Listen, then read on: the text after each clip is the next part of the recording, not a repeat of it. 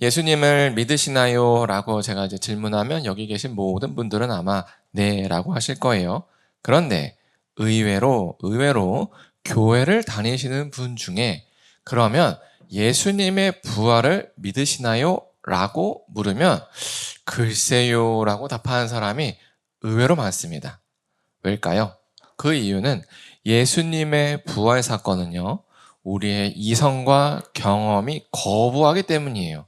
너무 자연스럽지 않는 거죠. 그렇다면 이처럼 이성적으로 납득이 되지 않은 예수님의 부활을 왜 교회는 그토록 강조하는 걸까요? 그리고 예수님 하면 우리가 떠오르는 게 사랑인데 그냥 뭐 예수님의 그 사랑 정도만 가르치면 될 것 같은데 왜 부활을 그렇게 강조할까? 그 답이 바로 오늘 본문에 있습니다. 그래서 오늘 설교를 잘 들어보시면요.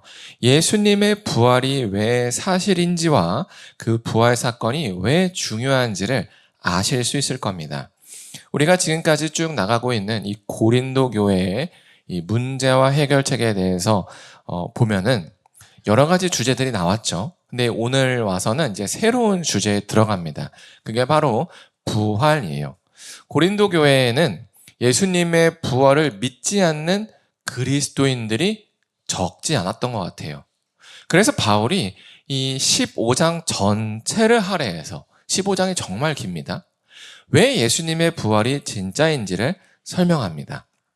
그리고 그 내용 중에 일부를 오늘 우리가 같이 나누는데 그 첫 번째 바울이 뭐라고 얘기했느냐 한번 같이 볼 필요가 있겠죠. 같이 읽겠습니다. 시작. 형제들아 내가 너희에게 전한 복음을 너희에게 알게 하노니 이는 너희 가운데 받을 것이요 또 그 가운데 선 것이라. 아멘.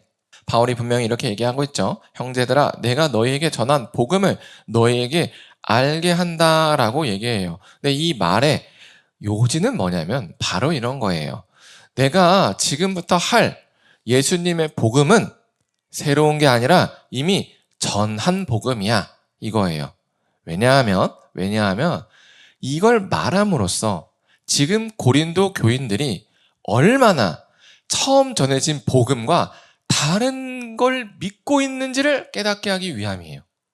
만약에 바울이 단순히 고린도 교인들을 책망하기 위해서라면 너 이런 거 잘못했어, 저런 거 잘못했어 하겠지만 바울의 목적은 그들을 책망하는 게 아니라 오히려 그들이 처음 복음에서 얼마나 이탈했는지를 보여주는 게 목적인 거예요. 그래서 바울이 이렇게 얘기하죠. 이는 너희가 이미 받은 것이요. 또 너희가 이미 그 가운데 선 것이라. 근데 너희 얼마나 멀어졌는지 확인해봐. 이런 의미인 거죠. 그래서 바울이 뭐라고 얘기했냐면 2절에서 이렇게 얘기해요. 너희가 만일 내가 과거에 전해준 그 말, 복음을 굳게 지키고 헛되이 믿지 아니하면 그 복음으로 말미암아 구원을 받을 거야 라고 얘기해요. 여기서 핵심 키워드는 바로 헛되이 믿지 아니하면입니다. 헛되이 믿지 아니하면. 이 말을 반대로 얘기하면 복음을 듣고도 예수님을 믿는다고 하지만 헛되이 믿을 수 있다라는 거예요. 우리가 이거를 주의해야 되죠. 헛되이 믿는 게 뭘까요? 바로 예수님의 부활을 거부하는 거예요. 그러면 이제 우리는 이렇게 생각합니다. 나는 부활을 거부하진 않는데 이렇게 그냥 생각하죠. 그럼 난 이제 잘 믿나 보다 이렇게 생각하기 쉬운데 이 부활을 거부한다는 건 두 가지 정도의 의미가 있어요. 첫 번째, 고백적 거부가 있어요. 저 안 믿어요. 두 번째, 실존적으로 거부하는 게 있어요. 입으로 믿는다고 해요. 하지만 내 삶이 부활을 거부합니다. 무슨 말이냐면 예수님의 부활을 진실로 믿고 자기의 삶으로 살아내는 사람은 그 삶이 달라요. 어떻게 다르냐면 이런 겁니다. 예수님의 부활을 믿고 사는 사람의 삶의 모습은 마치 전셋집에서 사는 것 같아요. 전셋집. 아시죠? 전세? 뭔지? 우리가 이제 전셋집 보통 2년 계약을 해요. 그렇죠. 근데 2년 사는 동안은 주인같이 살아요. 주인같이. 이제 갈 때마다 녹화해서 저기 들어가도 됩니까? 이러지 않아요. 비밀번호 누르고 문 열고 들어갑니다. 맞죠? 그런데 어떤 게 차이가 나냐면 이제 뭐 고칠 때, 벽에 못을 박을 때 고민하죠. 왜요? 나갈 집이니까. 나갈 집이니까.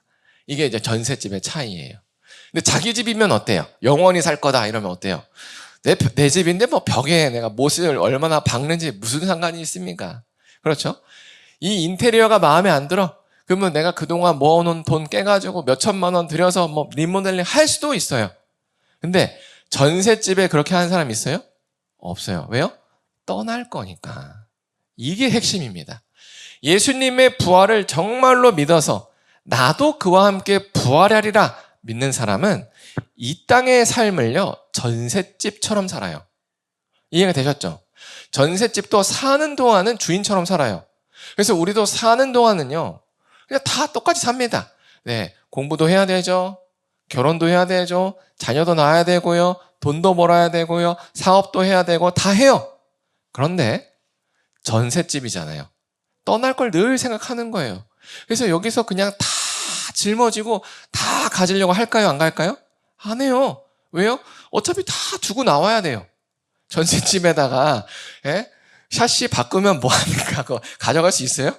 못 가져가요. 전셋집 샤시는 못 가져갑니다. 당연한 얘기예요. 그것처럼 이 땅에다가 내가 돈을 열심히 투자해서 집을 화려하게 지어봐야 죽으면 못 가져갑니다. 진짜 집은 천국에 있어요.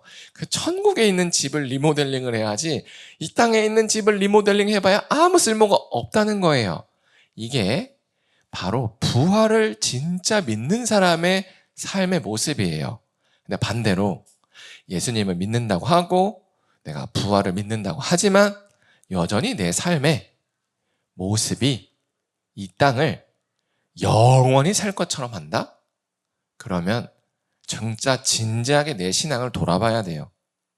내가 머리로는 부활을 그래 뭐 있을 수도 있지. 입으로는 있을 수도 있지. 하지만 정말 내 심령 깊은 곳에서 부활을 인정하는지 아닌지 돌아봐야 됩니다. 어쩌면 우리는 죽음이 너무 멀리 있어서 신경을 안 쓸 수도 있어요. 나 상관없지 뭐 부활 있다고 해주자 일 수도 있다라는 거예요. 그러니 그 부활이라는 그 개념이 내 삶을 지배하지 못하고 저기 동떨어진 그냥 뭐 있어도 그만 없어도 그만 일 수도 있다라는 겁니다.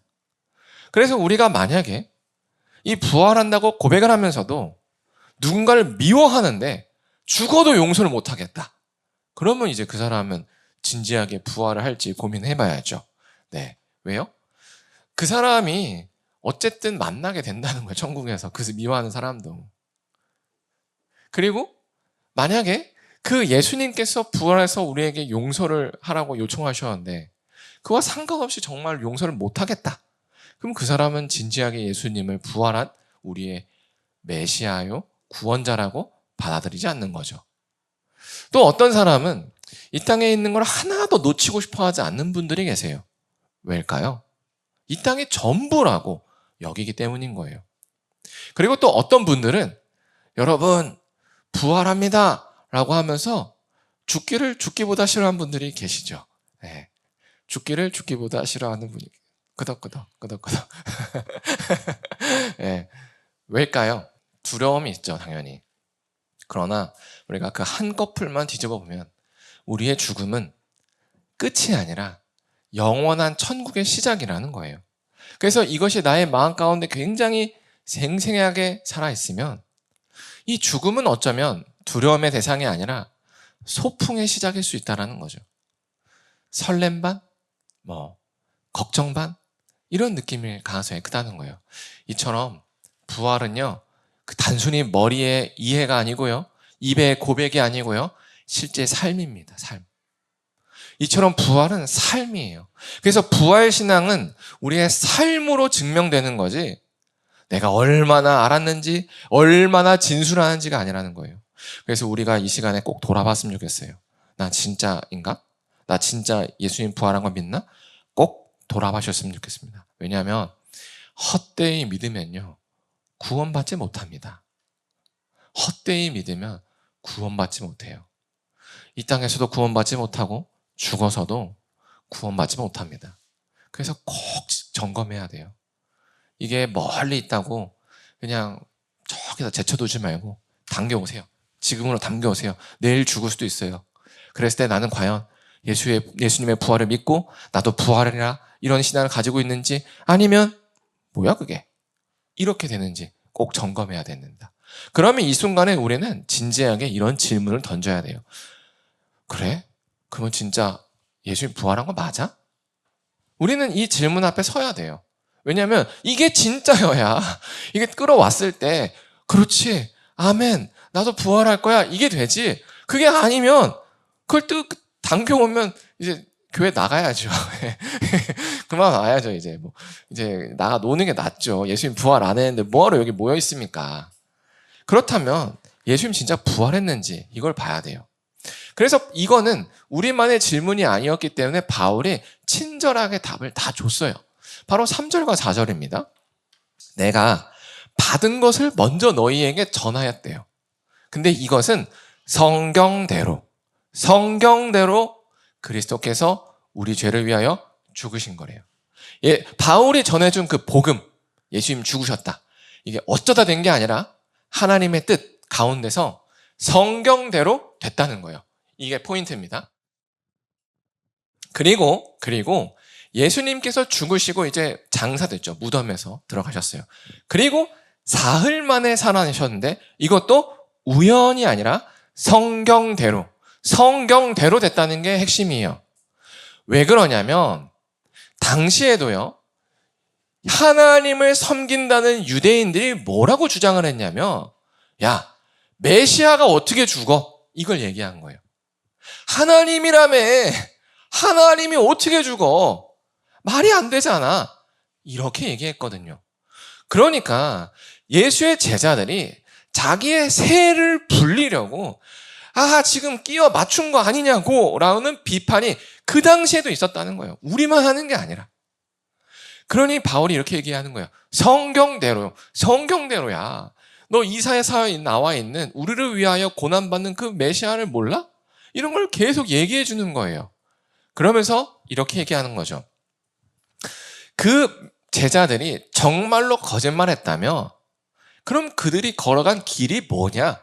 라고 질문하는 것에서 이 바울이 다 답을 줍니다. 그게 바로 5절에서 8절이에요. 이거죠. 게바에게 보이시고, 여기서 게바는 베드로입니다. 예수님의 제자 베드로. 예수님의 그 부활하신 모습을 예수님께서 베드로에게 보이셨대요. 그리고 12사도 제자들에게 보이셨고요. 또 500여 형제에게 한 명씩 보인 게 아니라 일시에 보였대요. 왜요? 한 명씩 보이면 이 사람이 헷가닥했구나, 너무 예수님 추종하니까 이게 망상을 봤다라고 할 수 있으니 한 번에 보였대요. 근데 더 재밌는 사실은 그 중에 지금까지 대다수는 살아있고 어떤 사람은 잠들었다는 거예요. 이게 뭘 얘기하죠? 가서 물어봐 이거예요. 가서 물어봐. 그 후에 예수님의 동생 야고보에게 보이셨대요. 복음서를 보면 예수님의 동생들이 예수님을 제일 안 믿어요. 왜요? 태어나 보니 형인데, 형이고 나랑 같이 자랐는데 뭐에 이 메시아야. 근데 그 동생도 예수님이 부활하신 걸 보니까 믿게 되었다는 거예요. 그리고 모든 사도에게, 여기서 이 모든 사도에게라는 표현에서 알 수 있듯이 12사도만 사도가 아니었다는 거예요. 사도가 상당히 많았다는 거예요. 하지만 정해져 있다는 거예요. 그리고 나중에 이제 나같이 만삭되지 못하여 난 자 같은, 나같이 정말로 이 사도의 반열에 끼지 못할 나 같은 인간도 하나님께서 찾아와 주셔서 보여주셨어 라고 얘기하는 거예요.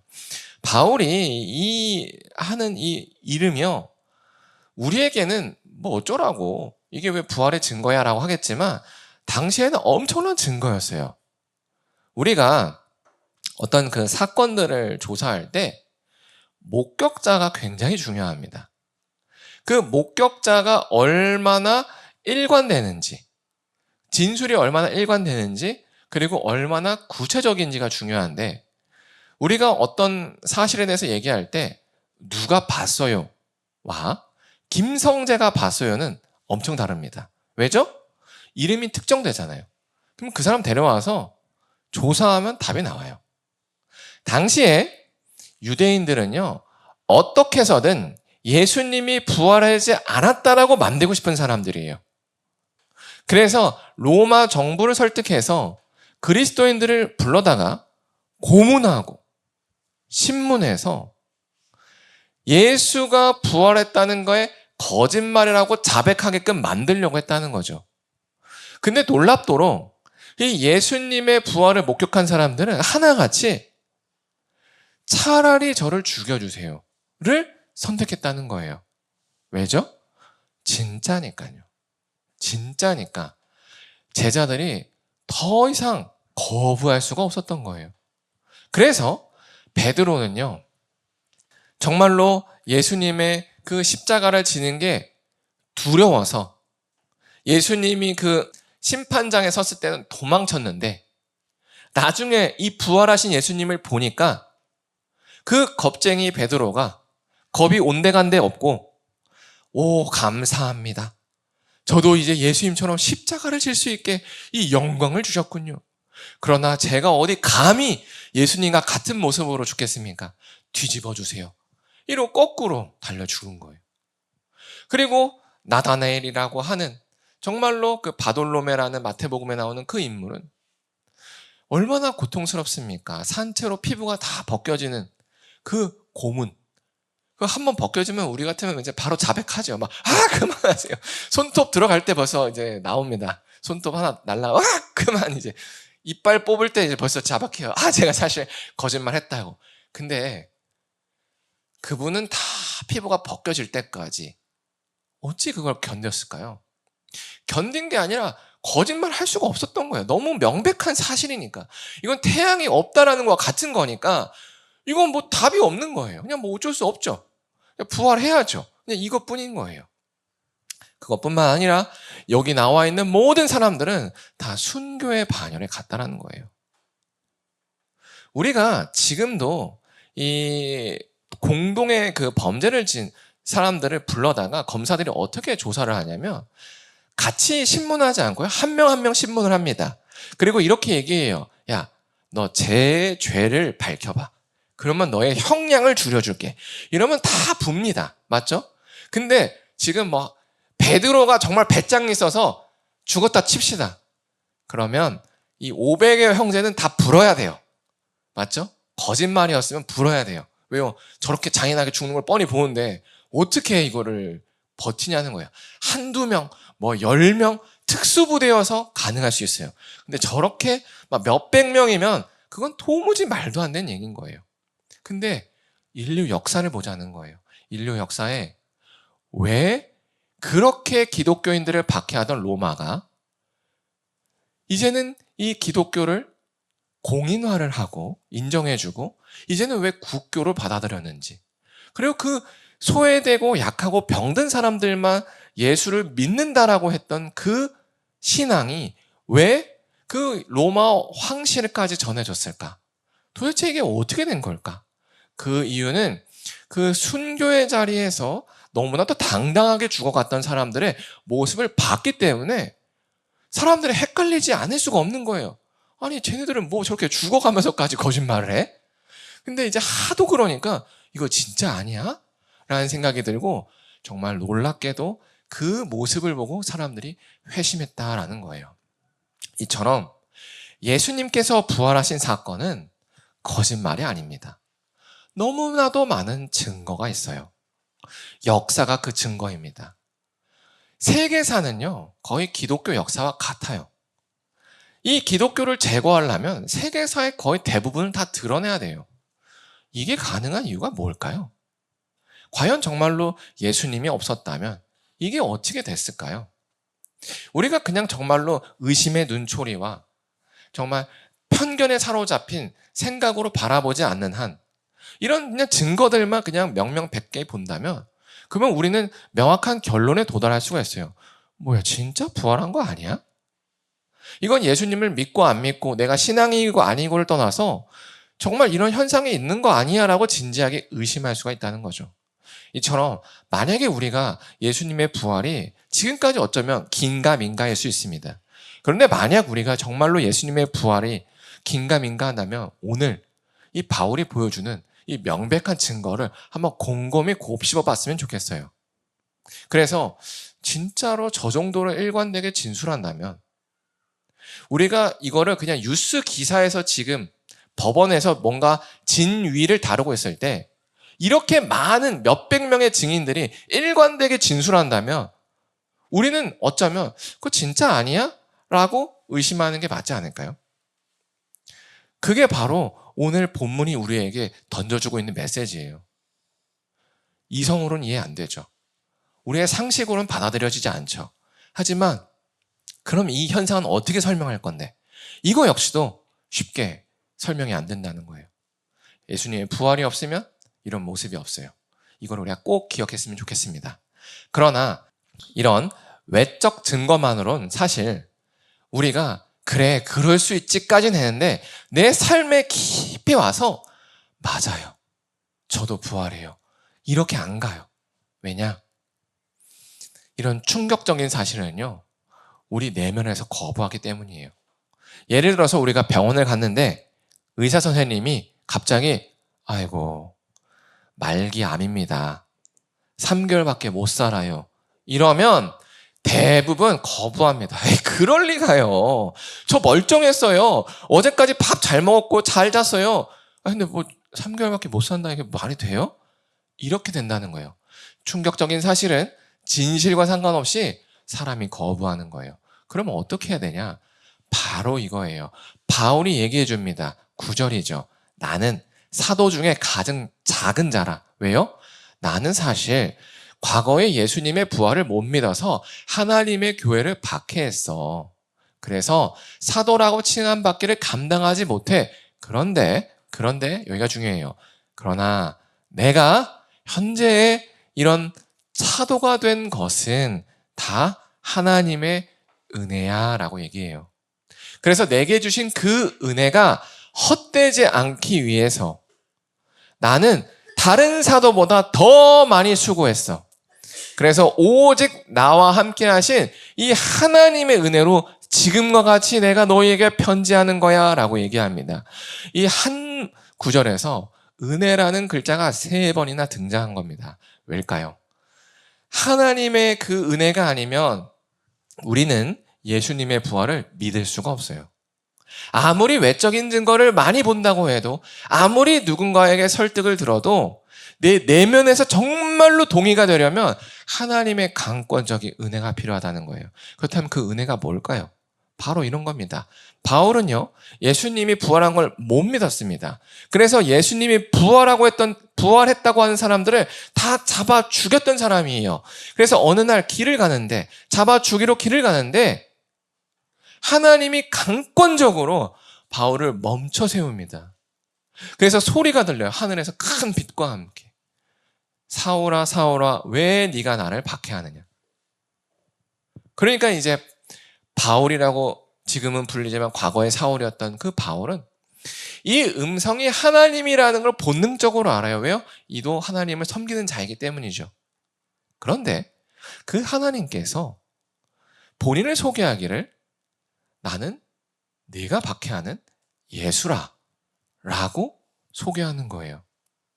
바울은 이렇게 빛 가운데 예수님을 보았고 소리 가운데 예수님의 소리를 들었어요. 하나님이 강권적으로 그에게 이런 계기를 통해서 믿게 하신 거죠. 그래서 여기서 말한 하나님의 은혜는 어떤 그 예수님의 부활을 내가 실존적으로 체험하는 경험입니다. 그래서 우리가 예수님의 부활을 믿으려면요, 이런 부활을 경험하는 체험이 있어야 돼요. 이게 없으면 우리는 어디까지 가냐면 동의까지 가요. 동의. 맞아요. 부활하셨죠. 그래요. 부활했다고 저도 고백해요. 그러나 저는 이렇게 되는 거죠. 왜요? 내적에서 소화가 안 되거든요. 이런 하나님이 주시는 은혜가 있어야만 우리가 진짜구나. 진짜 부활하셨구나. 여기까지 가는 겁니다. 근데 이게 되려면 어떻게 해야 되냐면 바로 기도해야 됩니다. 바로 하나님 앞에 우리가 간구해야 돼요. 하나님, 오늘 목사님을 통해서 예수님께서 부활하셨다는 사실을 다시 한번 들었는데 이게 사실은 지금까지 긴가민가 합니다.